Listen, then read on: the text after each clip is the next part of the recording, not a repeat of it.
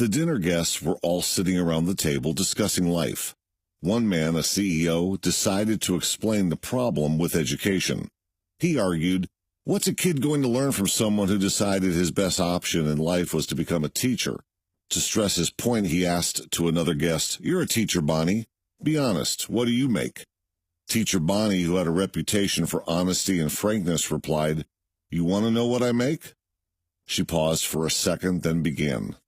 "Well, I make kids work harder than they ever thought they could. I make a C+ feel like the Congressional Medal of Honor winner. I make kids sit through 40 minutes of class time, when their parents can't make them sit for 5 minutes without an iPod, GameCube, or movie rental. Do you really want to know what I make?" She paused again and looked at each and every person sitting at the table. "I make kids wonder. I make them question. I make them apologize and mean it.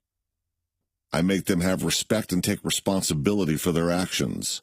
I teach them how to write, and then I make them write. Keyboarding isn't everything. I make them read, read, read.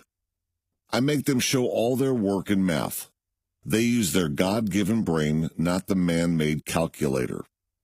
I make my students from other countries learn everything they need to know about English, while preserving their unique cultural identity. I make my classroom a place where all my students feel safe and secure. Finally, I make them understand that if they use the gifts they were given, work hard, and follow their hearts, they can succeed in life." Bonnie paused one last time and then continued. "Then, when people try to judge me by what I make, I can hold my head up high and pay no attention because they are so ignorant. You want to know what I make? I make a difference in all your lives, educating your kids and preparing them to become CEOs and doctors and engineers. What do you make, Mr. CEO?" His jaw dropped and he went silent.